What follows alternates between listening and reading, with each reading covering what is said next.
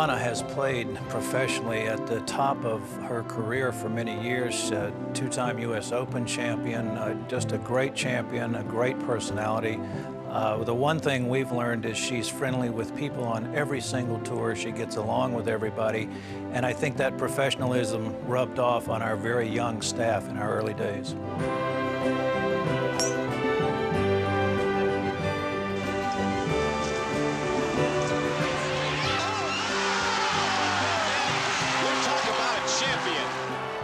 If I ever had a sister, it would have to be like Donna. We've both given each other advice for a long time. As far as golf, I think the women's tour sorely missed her when she left. She has the presence. Obviously, you win back-to-back U.S. Opens, women's U.S. Opens. You got to be a great player. At the age of 24, Donna Caponi may have won the U.S. Women's Open Championship. What's great about having someone like Donna on the golf course is you can trust her because she's been there. And there's a lot of credibility when she speaks about the shot, whether it's my shot or Brad Faxon or Greg Norman. She's had that shot. She's got a lot of talent, and the charisma that she shows to the average person, it makes them feel special. She's a neat lady.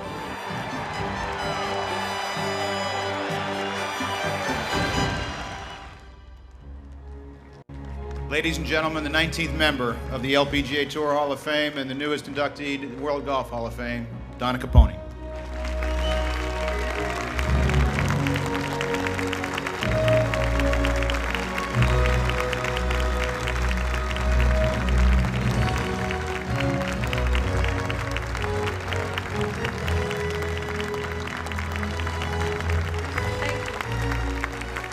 Thank you. Thank you, Commissioner. Honored guests and members of the World Hall of Fame. I started playing golf when I was 5 years old, and my father bought me some golf clubs, and we cut them down to, so they'd fit me, but they were very heavy, but they worked. And by the time I was 8, he figured out that I really liked this game. In fact, when he would leave to go to the golf course, I was hanging on his leg, dragging me out the door because I want him to have him take me with him. So by the time I was 8 years old, he's decided that, you really like this game, so I'm going to order you your own brand new golf club. Spalding had a junior club that they sold, so he bought it. It arrives. And we're so excited. So we decided we're going to go to the driving range.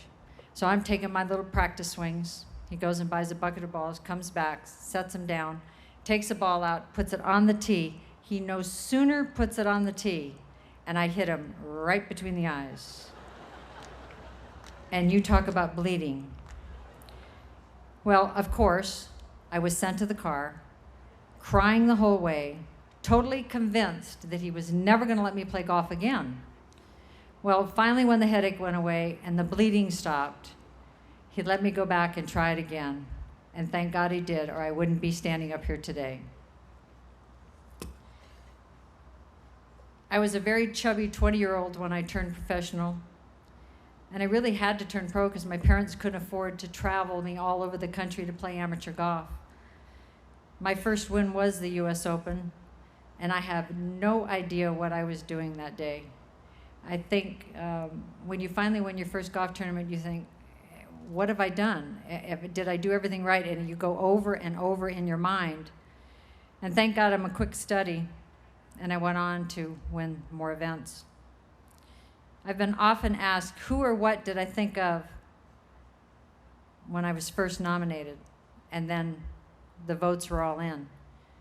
And my first thought, and only the friends that know me the best know, what am I going to wear? So thank you for the jacket, you guys.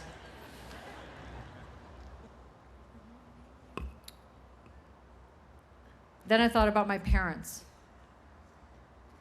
and how proud they'd be if they were here. They both died at very young ages.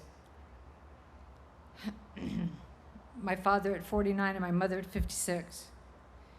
And I am what I am today because of my parents. They gave up a lot of their free time to make sure that we would enjoy life as kids and play a game called golf. Then I thought about my sister Janet and how much fun we had as kids She played the tour for 10 years, and all the help that she's given me along the way. All the great teaching knowledge she has for the game, and how proud I am of her and her family, Jim LaPera, Lisa, and Lauren. Then I thought about my little sister, Tina Maria. Our parents, very late in life, decided to have another child.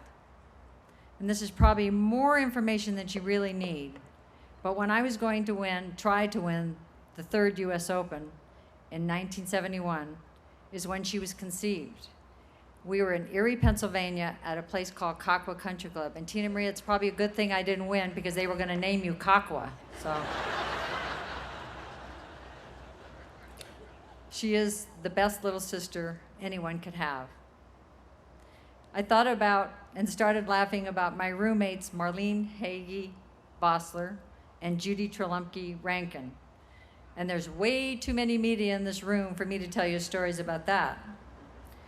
Also, to thank the people along the way. In fact, Greg and I were just talking about there's so many people in your life that touch you, and you always hope that you've thanked them over and over again, because if it wasn't for those people, we wouldn't be here today. I thought about my big brother. You heard Dave Stockton talking. During the off season, we would practice and work on each other's games. I'd try and teach him to hit it straight, folks, and he would try and teach me that magic putting.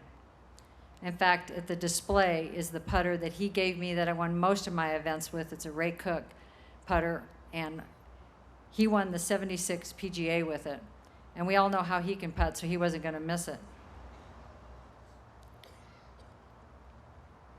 There is life after the tour, which I wasn't sure that that was the case until I met Don McGuire and Paul Spangler, who gave me my first job in television. Now I'm with the best family in TV as far as I'm concerned, the Golf Channel. Thank you to Joe Gibbs, who's sitting right there. Finally, my last thought was my win in 1981 in Boston, which gave me 2 great gifts. One was enough points to be here tonight. Number 2 was the love of my life, Ted Burns, and his sons, Mike and Matt. It's great to have a relationship with a man that understands the mind of an athlete. He's been there when I've been up, he's been there when I've been down, and he always makes me laugh.